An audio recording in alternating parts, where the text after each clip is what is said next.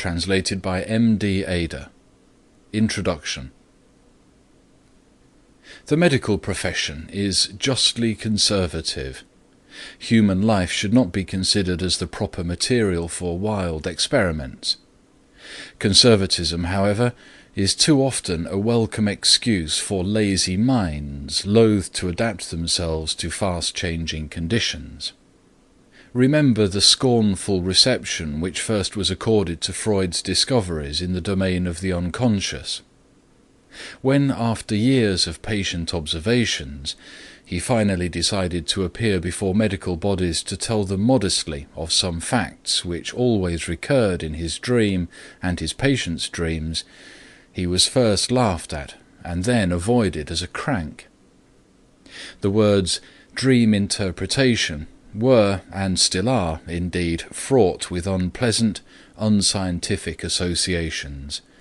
They remind one of all sorts of childish, superstitious notions, which make up the thread and woof of dream books, read by none but the ignorant and the primitive. The wealth of detail, the infinite care never to let anything pass unexplained, with which he presented to the public the result of his investigations, are impressing more and more serious-minded scientists, but the examination of his evidential data demands arduous work and presupposes an absolutely open mind. This is why we still encounter men totally unfamiliar with Freud's writings, men who were not even interested enough in the subject to attempt an interpretation of their dreams or their patients' dreams, deriding Freud's theories and combating them with the help of statements which he never made.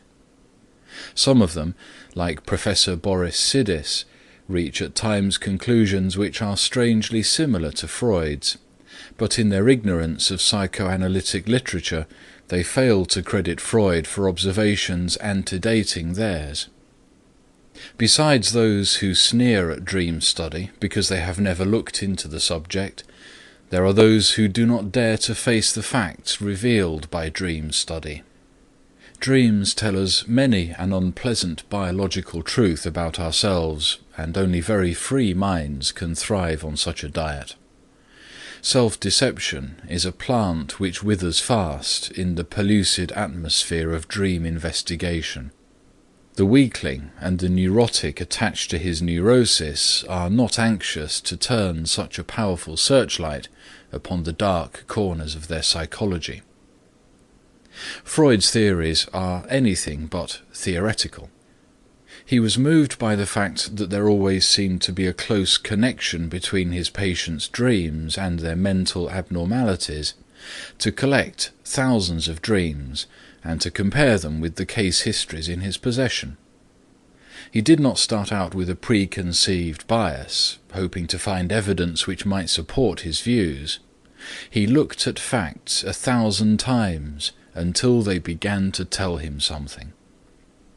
His attitude towards dream study was, in other words, that of a statistician who does not know and has no means of foreseeing what conclusions will be forced on him by the information he is gathering, but who is fully prepared to accept those unavoidable conclusions. This was indeed a novel way in psychology. Psychologists had always been wont to build in what Bleuler calls autistic ways, that is, through methods in no wise supported by evidence, some attractive hypothesis which sprung from their brain, like Minerva from Jove's brain, fully armed. After which they would stretch upon that unyielding frame the hide of a reality which they had previously killed. It is only to minds suffering from the same distortions, to minds also autistically inclined, that those empty, artificial structures appear acceptable moulds for philosophic thinking. The pragmatic view that truth is what works had not been as yet expressed when Freud published his revolutionary views on the psychology of dreams. 5 facts of first magnitude were made obvious to the world by his interpretation of dreams. First of all, Freud pointed out a constant connection between some part of every dream and some detail of the dreamer's life during the previous waking state. This positively establishes a relation between sleeping states and waking states, and disposes of the widely prevalent view that dreams are purely nonsensical phenomena coming from nowhere and leading nowhere. Secondly, Freud, after studying the dreamer's life and modes of thought, after noting down all his mannerisms and the apparently insignificant details of his conduct which reveal his secret thoughts, came to the conclusion that there was in every dream the attempted or successful gratification of some wish, conscious or unconscious.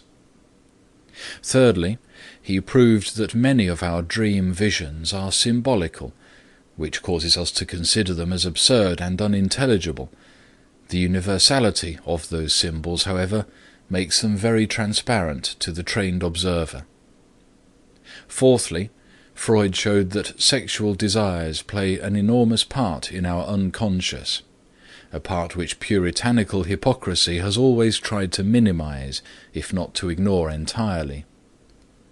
Finally, Freud established a direct connection between dreams and insanity, between the symbolic visions of our sleep and the symbolic actions of the mentally deranged.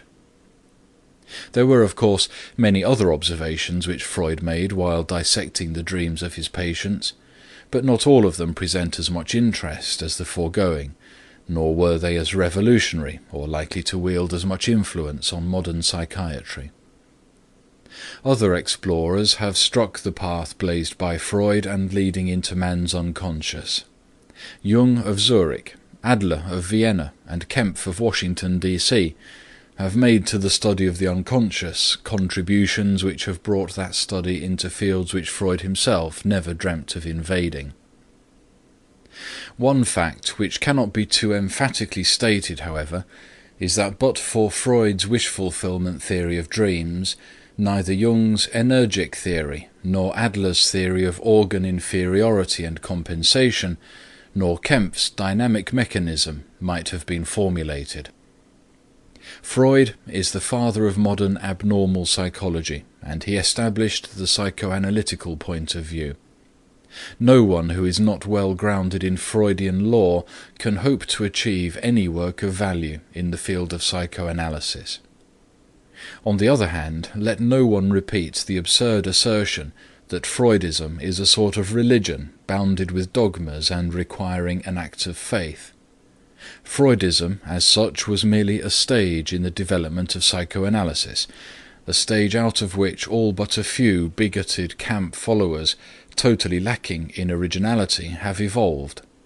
Thousands of stones have been added to the structure erected by the Viennese physician, and many more will be added in the course of time.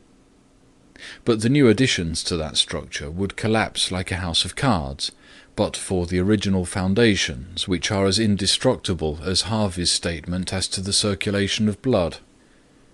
Regardless of whether additions or changes have been made to the original structure, the analytic point of view remains unchanged. That point of view is not only revolutionizing all the methods of diagnosis and treatment of mental derangements, but compelling the intelligent, up-to-date physician to revise entirely his attitude to almost every kind of disease. The insane are no longer absurd and pitiable people to be herded in asylums till nature either cures them or relieves them through death of their misery. The insane who have not been made so by actual injury to their brain or nervous system are the victims of unconscious forces which cause them to do abnormally things which they might be helped to do normally. Insight into one's psychology is replacing victoriously sedatives and rest cures.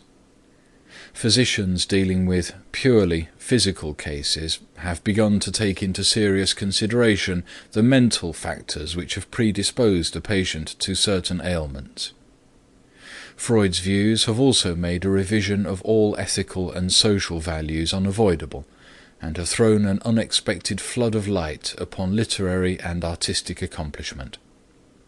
But the Freudian point of view, or more broadly speaking, the psychoanalytic point of view, shall ever remain a puzzle to those who, from laziness or indifference, refused to survey with the great Viennese the field over which he carefully groped his way. We shall never be convinced until we repeat under his guidance all his laboratory experiments. We must follow him through the thickets of the unconscious, through the land which had never been charted because academic philosophers, following the line of least effort, had decided a priori that it could not be charted. Ancient geographers, when exhausting their store of information about distant lands, yielded to an unscientific craving for romance, and without any evidence to support their daydreams, filled the blank spaces left on their maps by unexplored tracts with amusing inserts such as, "Here there are lions." Thanks to Freud's interpretation of dreams, the royal road into the unconscious is now open to all explorers. They shall not find lions, they shall find man himself, and the record of all his life and of his struggle with reality. And it is only after seeing man as his unconscious, revealed by dreams, presents him to us, that we shall understand him fully. For as Freud said to Putnam, we are what we are because we have been what we have been.